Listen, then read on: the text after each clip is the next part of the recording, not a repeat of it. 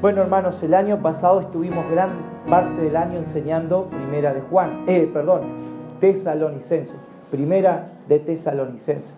Después estuvimos un paréntesis y vimos algunos temas, ¿verdad? Y estuvimos trayendo una serie de mensajes sobre la voluntad de Dios y después sobre el temor de Dios. Pero ahora nuevamente vamos a estudiar Biblia y eso es lo que necesitamos. Necesitamos la palabra, no otra cosa, ¿no? Y yo no tengo otro mensaje más que el Evangelio, más que la enseñanza de la Escritura.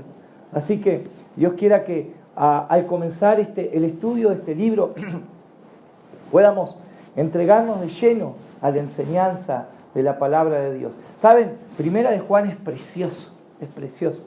Yo lo he enseñado y estaba observando mis notas y nunca lo he enseñado un domingo de tarde. Lo he enseñado varias veces, estudio los miércoles o los domingos de mañana. Pero Primera de Juan trae conceptos muy básicos y sencillos para los nuevos en la fe. Pero a la vez hay un alimento sólido y muy profundo para los hermanos que ya tenemos años en el camino del Señor. Así que hay una vasta riqueza en esta carta Primera de Juan. Hoy simplemente vamos a mirar una introducción a esta carta. Vamos a estar mirando de qué se trata, cuál es el propósito, cuál es el tema de Primera de Juan, ¿verdad? Y simplemente quizás estaremos observando el versículo 1, ¿verdad? Dice así que vamos a leer allí: lo que era desde el principio, lo que hemos oído, lo que hemos visto con nuestros ojos, lo que hemos contemplado y palparon nuestras manos tocante al verbo de vida. Hasta ahí.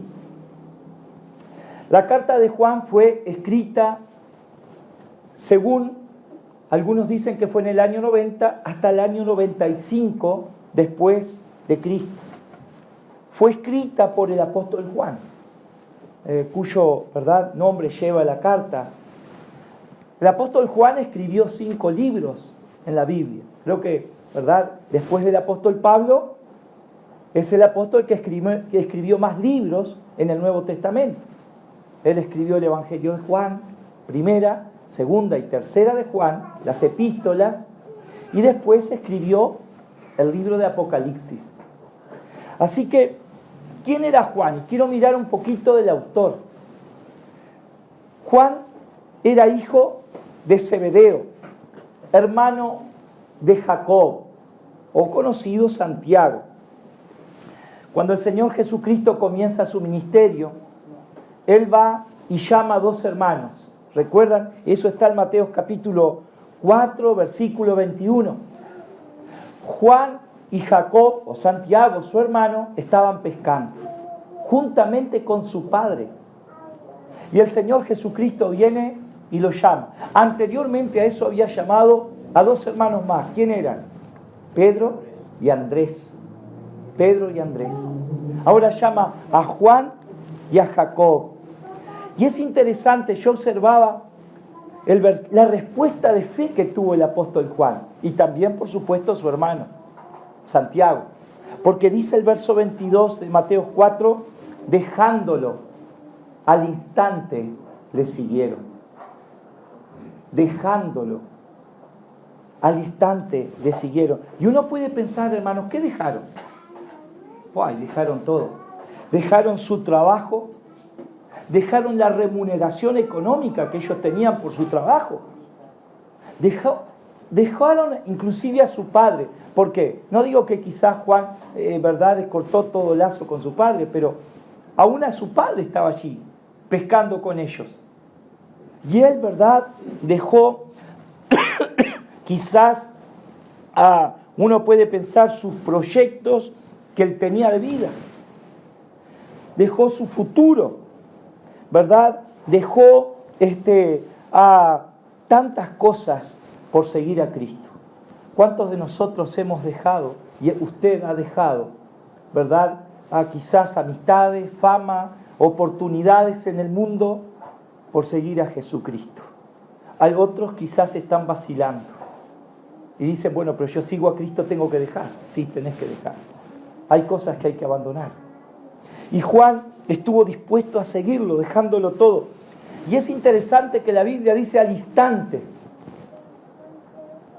Qué poder de convicción tenía Jesús. Cuando Jesús llama, no hay un corazón que pueda resistir. Podríamos traer al mejor predicador y predicar 40 horas, no sé. Pero Jesús lo llamó y lo convenció y al instante le siguió.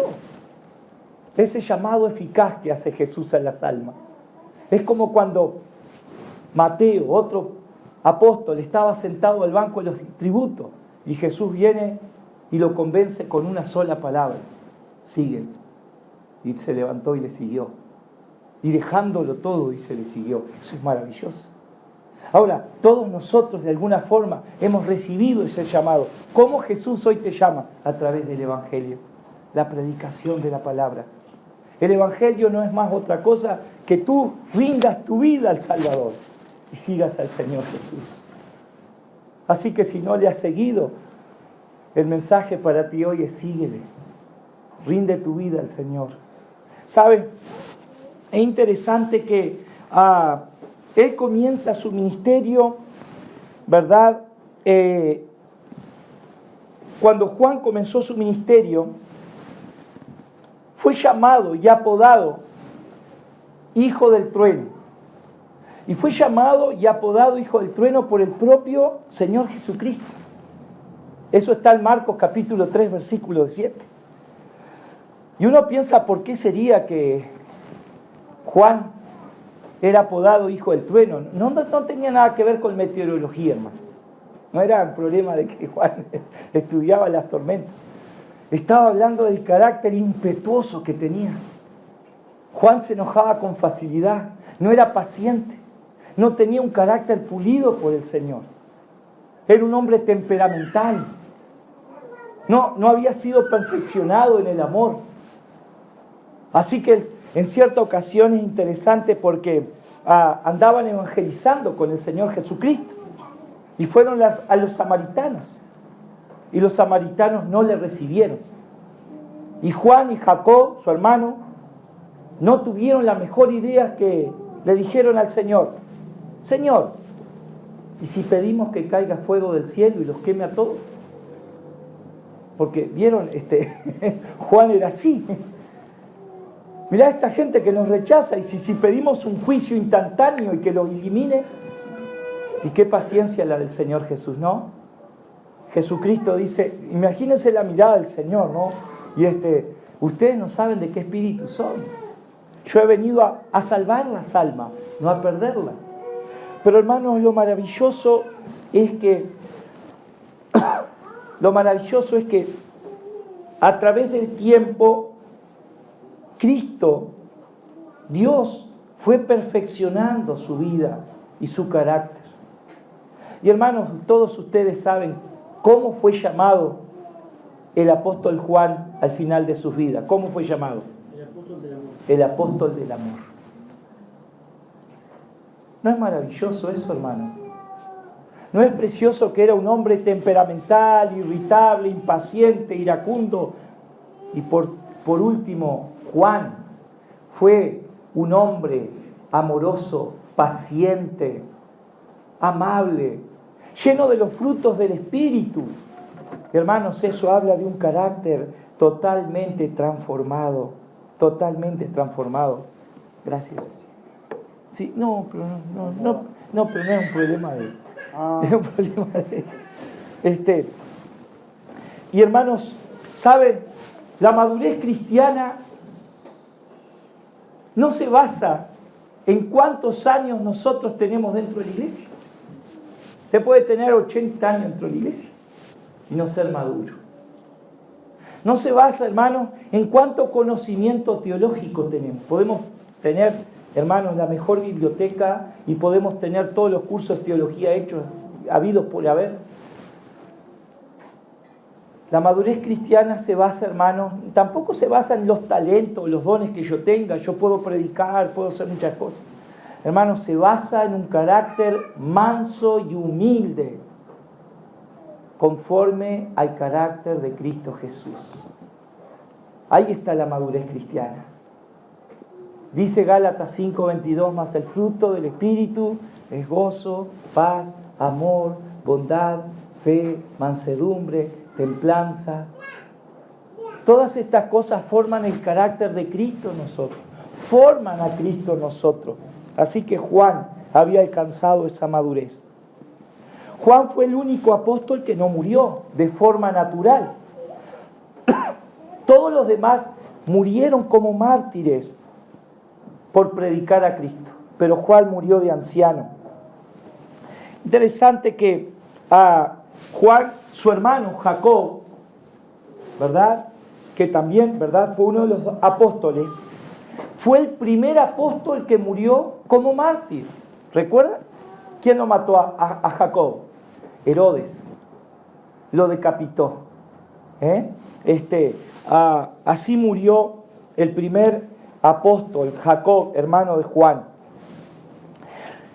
Ahora que vimos una introducción de quién era el autor de esta carta, vamos a mirar el propósito de esta carta.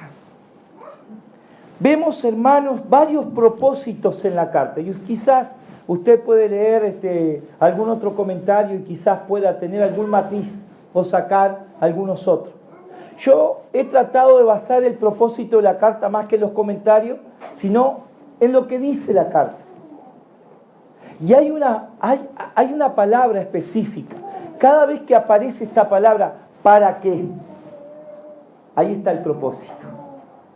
Y esto por lo menos aparece 5 veces en la carta de Primera de Juan, ¿verdad? ¿Para qué? O sea, está hablando con el propósito que fue escrita. Por ejemplo, vamos a buscar todos los para qué que están en la carta. Hermanos, Primera de Juan 1:3. Lo que hemos visto y oído, eso os anunciamos para que también vosotros tengáis comunión con nosotros. Y nuestra comunión verdaderamente es con el Padre y con su Hijo Jesucristo. Acá tenemos el primero. ¿Para qué? Tengáis comunión. Comunión con el Padre y con su Hijo Jesucristo. Y también con los hermanos. Así que uno de los propósitos de esta carta es para que motivarnos, alentarnos a la comunión. En segundo lugar, hermanos, Primera de Juan 1:4. Estas cosas os escribimos, y acá encontramos el segundo ¿para qué? Para que vuestro gozo sea cumplido. O sea, otro propósito de la carta es para que nosotros podamos tener gozo, gozarnos en la seguridad que tenemos en Cristo, en lo que ya es nuestro. Ahora, hermanos, en tercer lugar, capítulo 2, versículo 1.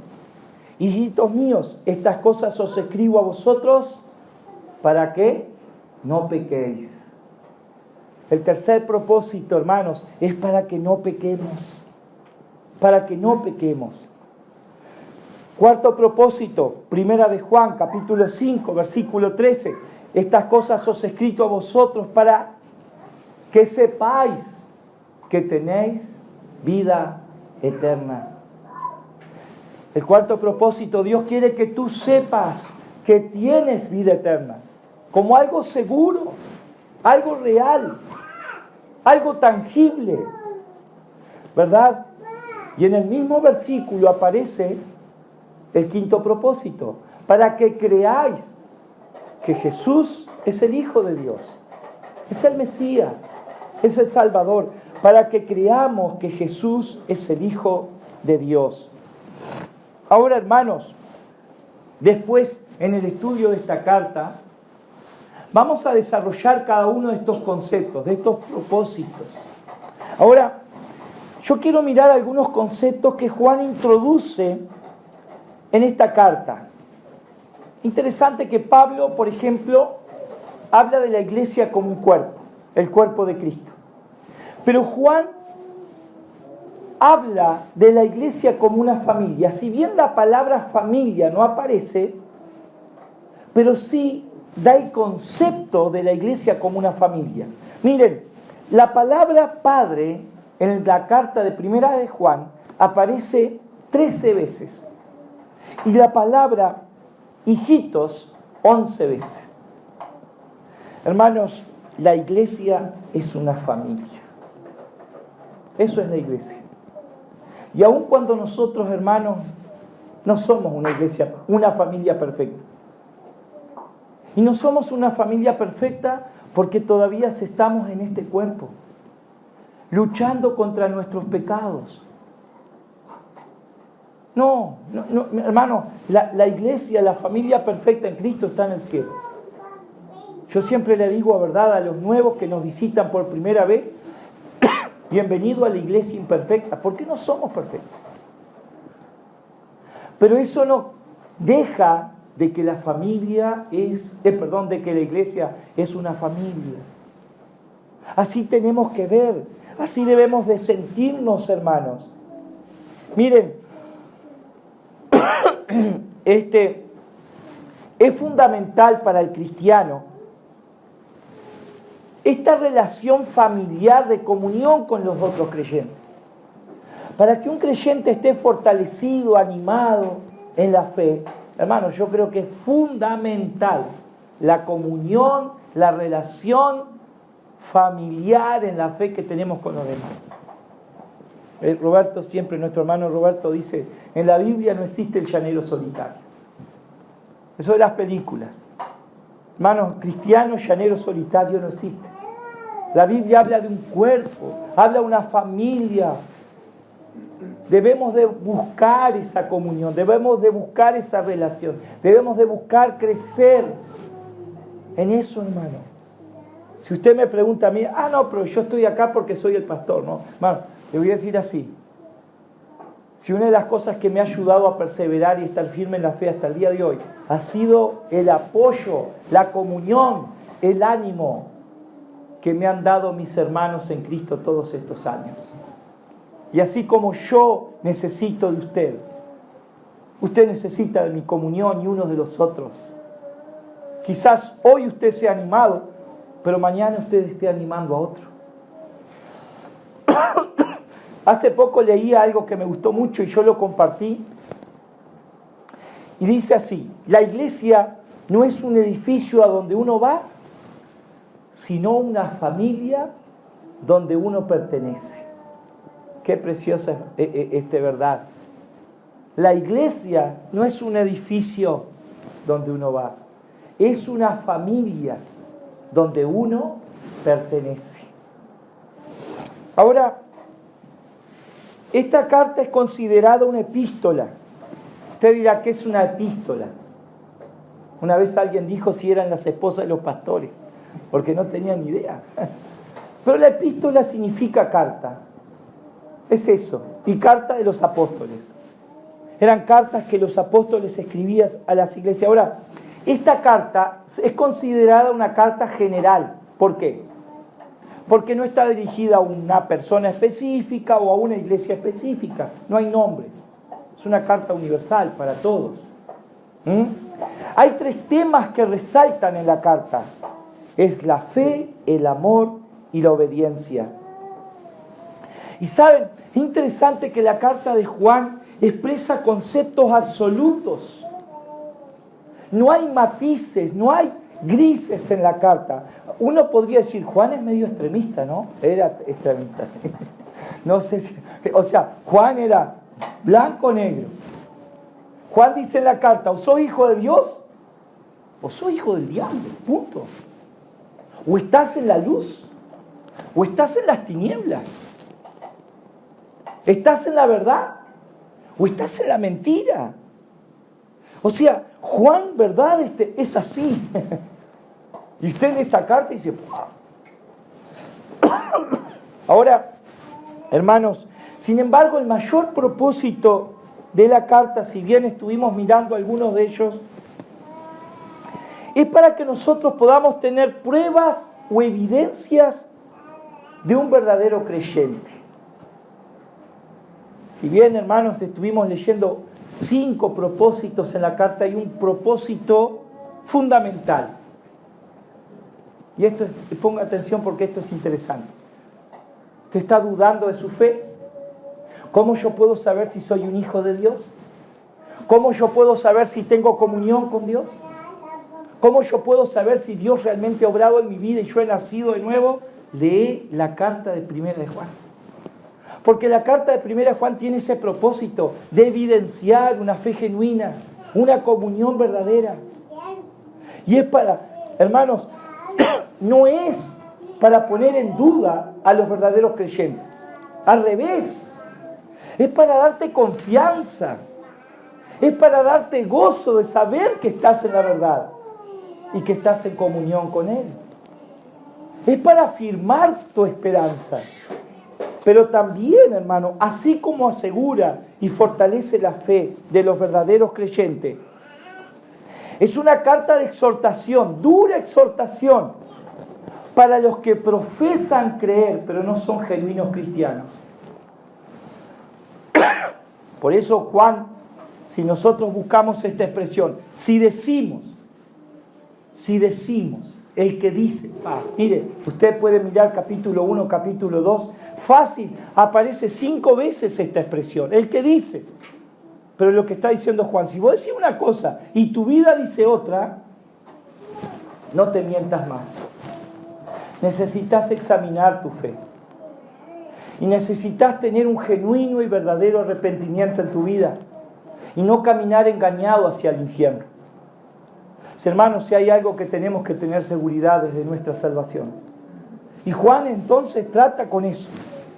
Si vos estás diciendo una cosa, pero tu vida dice otra realidad, examina tu fe. Y no es para desanimarte tampoco, sino animarte a que te arrepientas de verdad y busques una genuina y obra de Dios en tu vida. Ahora,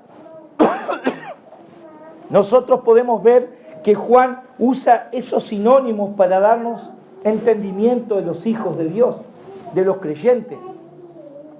Por ejemplo, hermanos, para referirse a aquellos que genuinamente se han convertido. Capítulo 2, versículo 3 dice, sabemos que le conocemos. Usa esta expresión, conocerle. Los que le conocen y los que no le conocen. Capítulo 2, versículo 9, los que están en luz, también, sinónimo de ser salvo. Capítulo 3, versículo 2, hijos de Dios. Capítulo 3, versículo 7, hijitos. Capítulo 3, versículo 9, nacidos de Dios. Eso es una expresión que aparece muchas veces. Nacidos de Dios. Capítulo 3, versículo 14, hemos pasado de muerte a vida. Capítulo 4, versículo 4, sois de Dios. Y capítulo 4, versículo 13, permanecer en Él. Todas estas expresiones son sinónimos de lo que identifica un verdadero creyente, un verdadero hijo de Dios.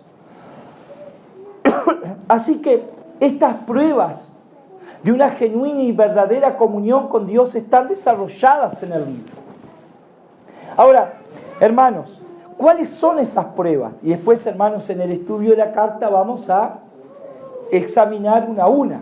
Pero hoy simplemente voy a mencionarlas a través del libro. Miren, las pruebas de una genuina conversión, de una verdadera relación con Dios, las evidencias de que tú has pasado de muerte a vida, son estas. En el capítulo 1, versículo 4 al 7, habla de comunión con Dios y con Jesucristo. Comunión con Cristo, ¿verdad? Y con los hermanos, comunión con Dios. Si tú tienes comunión con Dios y con los hermanos, es una prueba de que tienes una genuina relación con Dios. La segunda, capítulo 1, versículos 5 al 9, sensibilidad al pecado. Un verdadero creyente, hermano, el pecado no le es indiferente. Hermano, si tú eres salvo, tienes sensibilidad al pecado. ¿Qué quiero decir esto? ¿Saben qué significa? Te duele el pecado. Llegas a odiar el pecado en tu vida. Llegas a aborrecer, como el apóstol Pablo, que decía, miserable hombre de mí. ¿Por qué hago esto que yo no quiero?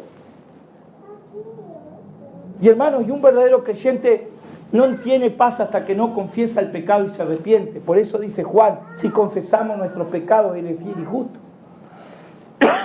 Pero por otro lado, hermano, el que no es creyente no tiene sensibilidad espiritual. No le importa. No confiesa, no reconoce su pecado, no puede ver su realidad espiritual. En tercer lugar, obediencia a la palabra de Dios. Juan dice en el capítulo 2, versículo 3 al 5, en esto sabemos que le conocemos, en que guardamos sus mandamientos. Un verdadero creyente va a tratar de someter su vida a la palabra de Dios. Va a tratar de conducirse de acuerdo a lo que Dios dice. No hay otra manera de aceptar el señorío de Cristo en nuestra vida, sino obedeciendo su palabra. Esa es la distinción de un verdadero creyente. ¿Qué dijo Jesús en Juan 10:27? Mis ovejas oyen mi voz y me siguen. Si usted no lo sigue, es porque no es de Él. Si usted lo sigue, es porque es de Él.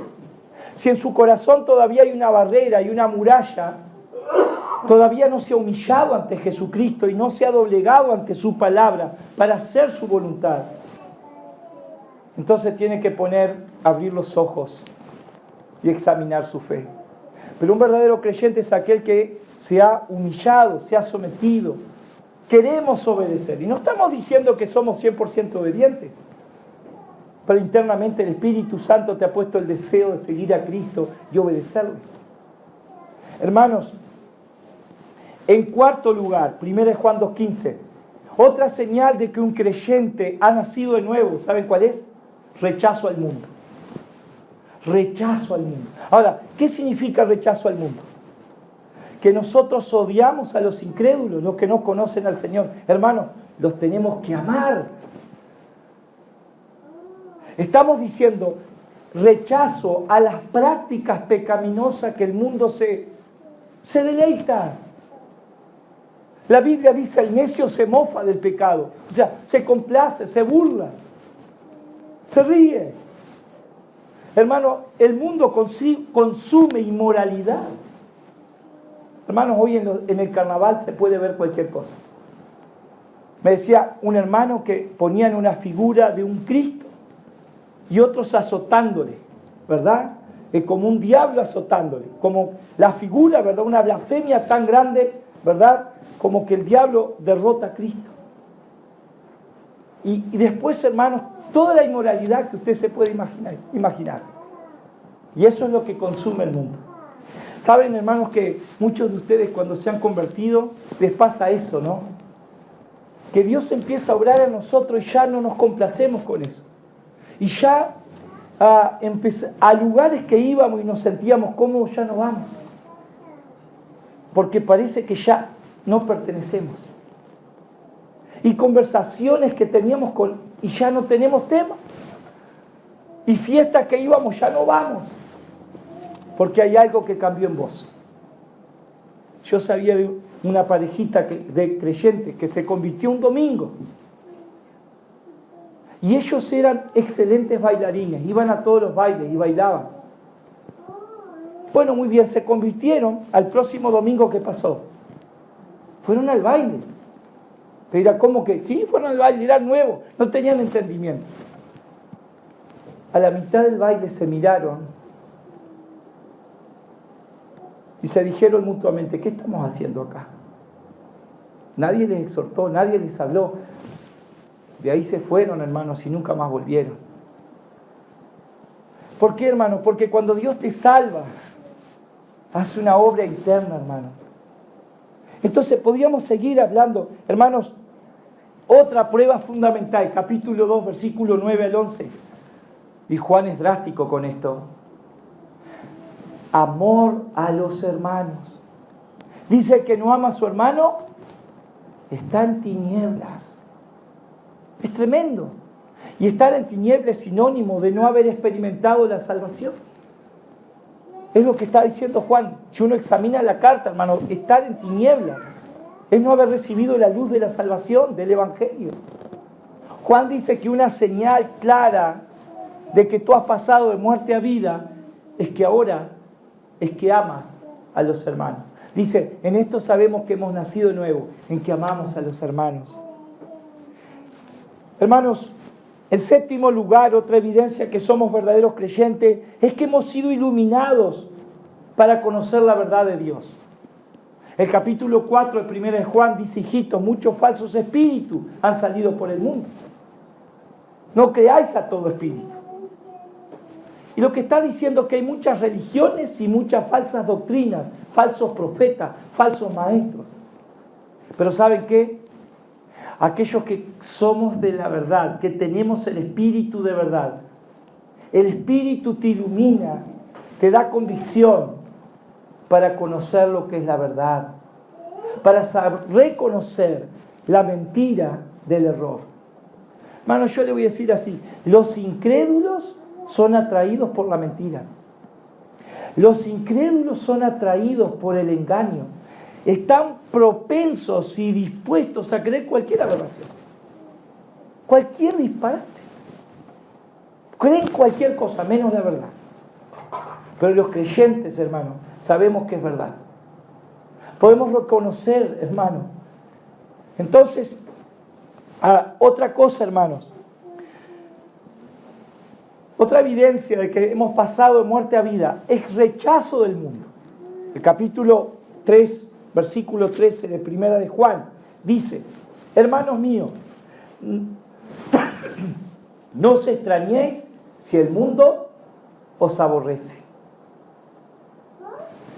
Y hermanos, un verdadero creyente, si tú no lo has experimentado, más adelante lo vas a experimentar. En algún momento el mundo te va a rechazar. Y vaya que nosotros hemos sentido el rechazo del mundo. Porque hermano, el mundo nosotros para el mundo somos locos, somos anticuados, tenemos una mente, ¿verdad?, chiquita. No somos abiertos, como ellos dicen. Y ahí nos empiezan a poner una cantidad de calificativos, ¿no? Que somos prejuiciosos, y somos burlados, somos rechazados, somos cuestionados, somos acusados falsamente. Entonces, hermanos, es tremendo. Pero déjeme decirle, ¿verdad?, que el mundo, a los creyentes, si tú no has experimentado, tarde o temprano vas a experimentar el rechazo, porque no somos como ellos. Ahora, si yo digo, yo soy cristiano, pero con el mundo me llevo bárbaro, usted sabe que tengo una afinidad espectacular. Vamos como el chancho con ellos. Entonces tengo que cuestionar mi fe. Yo recuerdo un muchacho que se convirtió en la cárcel y él me dijo, ¿vos sabés qué es lo que me está pasando? Es que ahora nadie me quiere acá adentro. Les choca. Digo, yo me alegro mucho, digo, qué bueno. Porque eso demuestra que vos estás cambiando. Ahora, hermanos, dice el versículo 1, viendo esta introducción, vamos a la carta primera de Juan, lo que era desde el principio. Y hermanos, esta expresión, lo que era desde el principio, uno puede preguntarse, ¿quién era en el principio? Y era Jesús. Jesús era desde el principio, ¿verdad? Jesús es la expresión de la misma eternidad. Es la revelación. Usted quiere saber qué es la eternidad, es Jesucristo. Jesucristo es la manifestación viva de lo que es eterno. Cuando el profeta Isaías le llama a él, uno de los nombres que le da Isaías 9:6, es Padre eterno. El propio apóstol Juan escribió en Juan capítulo 1, versículo 1, en el principio era el verbo, y el verbo era con Dios, y el verbo era Dios. Y lo que está diciendo que Cristo es ante todas las cosas, ante todas las preguntas del hombre en cuanto a su existencialidad, las respuestas se contestan en Cristo. Porque todo conduce a Él. Él es la respuesta. Cuando pensamos, ¿verdad? ¿Por qué estamos? ¿Para qué estamos? ¿A dónde vamos? El apóstol Pablo dice en Romanos 11:36, porque de Él, por Él y para Él son todas las cosas. Si tú te preguntas cuál es la razón de tu existencia, es Cristo. Él te diseñó de antes de la fundación del mundo. Él te conoció. Estabas en sus planes. Como dice Hechos 11:27, ¿verdad? Que de un linaje Dios ha hecho toda la raza humana y les ha prefijado el orden de la habitación, ¿verdad? Hermanos, también esto puede implicar el comienzo de la proclamación del Evangelio. Es cierto, hermano, Juan estuvo desde el principio cuando Cristo empezó a predicar. Juan escuchó de primera mano. Juan no está diciendo de oída. Juan estuvo con Cristo. Él escuchó el Evangelio directamente de Cristo. Él fue testigo ocular de Cristo. Y es interesante que Juan en el capítulo 1, versículo 2, dice, porque la vida fue manifestada y la hemos visto y testificamos y os anunciamos la vida eterna, la cual estaba con el Padre, se nos manifestó. Juan en esta introducción lo que está diciendo, hermanos, este es el centro del Evangelio, este es el centro de la proclamación, este es el centro de mi mensaje. ¿Cuál es? Es Cristo. Eso yo les testifico. Es Jesús. Yo les vengo a hablar de Cristo, no les vengo a hablar de otra cosa. Porque solo en Él hay esperanza. Solamente en Él hay salvación. Él no está hablando de un evangelio de la prosperidad, de un evangelio de sanidad. No, yo les vengo a hablar de Cristo. A Él proclamamos. En Él confiamos. A Él adoramos. A Él servimos. Y eso es maravilloso, hermano. Nuestra atención debe estar en Cristo y a Él tenemos que proclamar. Así que Juan dice lo que hemos oído. Sigue diciendo lo que hemos oído. Y hermanos, ellos escucharon el Evangelio por Cristo.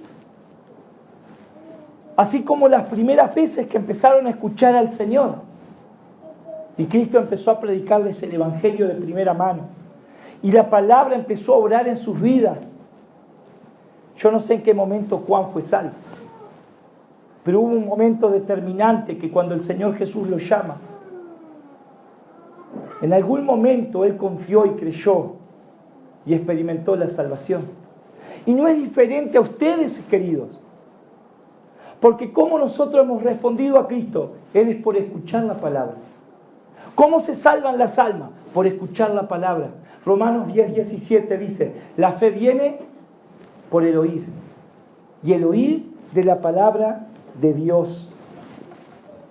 Esto me hace acordar cuando Pablo predicaba y dice que el Espíritu Santo le abrió el entendimiento a Lidia para que estuviera atenta a lo que Pablo decía. Y Pablo predicaba el Evangelio. Y hermanos, si tú quieres, si no eres salvo y quieres conocer a Cristo, tienes que abrir tu corazón a la palabra. Tienes que escuchar el Evangelio. Tienes que creer en el Evangelio. Marcos 1:14 dice, arrepentíos y creed en el Evangelio. Ese era el mensaje de Cristo. Así que Juan dice lo que hemos oído, lo que hemos visto con nuestros ojos. Juan dice, a mí no me lo contaron, yo lo vi, yo lo palpé. En el Evangelio de Juan, Juan dice 1:14, aquel verbo fue hecho carne y habitó entre nosotros y vimos su gloria, gloria como la del Hijo, como la del unigénito Hijo del Padre. Vimos. Hermanos, esto era un requisito para ser apóstol. ¿Sabían? Ellos tenían que ser testigos oculares de la resurrección de Cristo. Por eso cuando eligieron a Matías, dijeron en Hechos 1:22, es necesario que uno sea hecho testigo con nosotros de la resurrección de Cristo. El apóstol Pablo dice en 1 Corintios 9:1, ¿no soy apóstol? ¿No he visto a Jesús, Señor nuestro? Yo digo, ¿y los apóstoles de hoy en día habrán visto al Señor Jesús resucitado? ¿Habrán sido llamados personalmente por Jesús? Y claro que no, porque son falsos apóstoles. Así que estos 12 hombres, hermanos, vieron al Señor Jesús. Es interesante que antes de que Cristo resucitara, cuando Cristo fue crucificado, estos apóstoles, estos hombres, se desanimaron en la fe. Inclusive se dispersaron y volvieron a sus antiguos hábitos y trabajo. Algunos estaban atemorizados, como Pedro, que le negó 3 veces. Pero cuando ellos vieron a Cristo resucitado, hermanos, tuvieron tal convicción que transformó sus vidas. Murieron por no negar lo que habían visto, oído y palpar. Ellos dijeron, nosotros estamos hablando de un hecho histórico. Jesús resucitó. Y esa es la base de nuestra fe. Esa es la base de nuestra esperanza. Él resucitó. Él está vivo. El Señor Jesucristo dijo en el Evangelio de Juan, porque yo vivo, vosotros viviréis. ¡Qué promesa!